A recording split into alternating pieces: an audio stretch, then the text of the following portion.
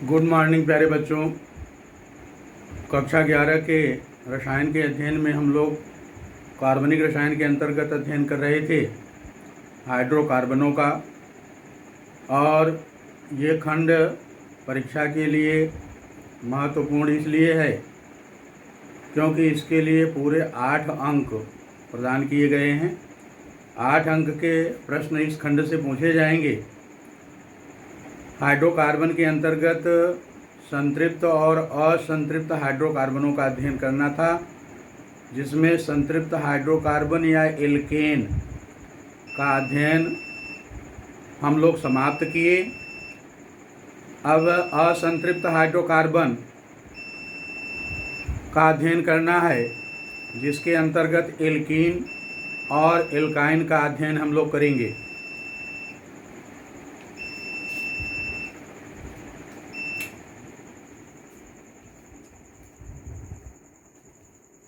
असंतृप्त हाइड्रोकार्बनों में 2 सजातीय श्रेणियां हैं। द्विबंध युक्त असंतृप्त हाइड्रोकार्बन एल्कीन और त्रिबंध युक्त असंतृप्त हाइड्रोकार्बन एल्काइन। इन तीनों सजातीय श्रेणियों का अध्ययन कर लेंगे तो हाइड्रोकार्बन समाप्त हो जाएगा।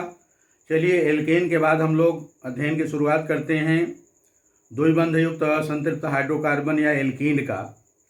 एल्कीन या unsaturated hydrocarbon with double bond द्विबंध युक्त असंतृप्त हाइड्रोकार्बन का सामान्य सूत्र रहता है CnH2n।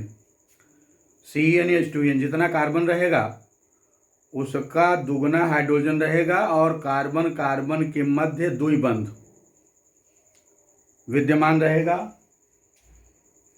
इस सजातीय श्रेणी को, एल्कीन सजातीय श्रेणी को ओलेफिन, जैसे एल्केन को पैराफिन कहा गया था, तो एल्कीन सजातीय श्रेणी को ओलेफिन भी कहा जाता है। ऐसा इसलिए क्योंकि एल्कीन सजातीय श्रेणी का पहला सदस्य है एथिलीन, और एथिलीन की क्लोरीन से क्रिया में एथिलीन डाइक्लोराइड बनता है, जो आयल लाइक लिक्विड है, तेल के समान द्रव है। इसीलिए एथिलीन को कहा जाता है ओलेफिएंट, तेल बनाने वाला। पहला सदस्य ओलेफिएंट है, एथिलीन ओलेफिएंट है, तेल बनाने वाला है। इसलिए इस सजातीय श्रेणी को ओलेफिन सजातीय श्रेणी भी कहते हैं। नामकरण अगर देखें तो कार्बनिक यौगिकों के नामकरण की 2 पद्धतियां हैं, कॉमन सिस्टम साधारण पद्धति और IUPAC सिस्टम। साधारण पद्धति में द्विबंध युक्त असंतृप्त हाइड्रोकार्बनों का नामकरण मूल शब्द आप जानते हैं, कार्बन 1 2 3 4 5 हो तो मेथ एथ प्रोप ब्यूट पेंट हेक्स इस तरह से कहा जाता है। मूल शब्द में इलीन YLENE इलीन जोड़कर नामकरण किया जाता है। देखें, इसमें कार्बन की संख्या है 1 2, CH2 द्विबंध CH2 कार्बन 1 और 2 कार्बन अगर हो तो रूट वर्ड बनेगा एथ और इलीन जोड़ देंगे एथिलीन। कार्बन 3 हो CH3 CH द्विबंध CH2 तो 3 कार्बन से रूट वर्ड बनेगा प्रॉप और धन इलीन प्रोपिलीन। इसी तरह से ब्यूट धनिलीन ब्यूटिलीन पेंटिलीन इलीन, सरल है। और IPAC सिस्टम में रूट वर्ड में मूल शब्द में ENE, साधारण पद्धति में इलीन और IPAC सिस्टम में ENE प्राथमिक अनुलग्न जोड़कर नामकरण किया जाता है। जैसे CH2 द्विबंध CH2 एथधनीन एथीन, CH3 CH द्विबंध CH2 प्रोप धनीन प्रोपीन। इसी तरह से ब्यूटीन। अब यदि इसमें पार्श्व श्रृंखलाएं हों तो नंबरिंग उधर से करेंगे जिधर से द्विबंध नज़दीक हो। 1 2 3 4, 3 नंबर पर मेथिल जुड़ा है, 3 मेथिल ब्यूटीन 1। यदि समयोता देखें, आइसोमेरिज्म क्या है? जब कार्बनिक यौगिकों के अणुसूत्र समान रहते हैं लेकिन गुणों में भिन्नता पाई जाती है तो इन्हें एक दूसरे के समावयवी कहते हैं और यह घटना समझौता कहलाती है।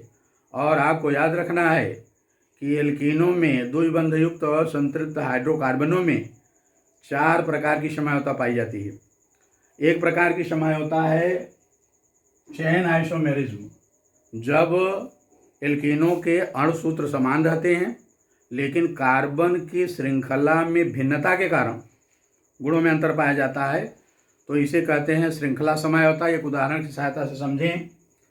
ये है, देख लें, ये है कार्बन है, इसमें 5, तो ये है पेंटीन 1, 1 नंबर पर द्विबंध है, और 4 नंबर पर मेथिल जुड़ा है, इसका नाम है 4 मेथिल पेंटीन 1। एक दूसरा देखिए, ये भी पेंटीन 1 ही है, ये पेंटीन 1, ये भी पेंटीन 1, उतने ही कार्बन उतने ही हाइड्रोजन, लेकिन इसमें मेथिल 4 नंबर पर जुड़ा है, इसमें 3 नंबर पर जुड़ा है।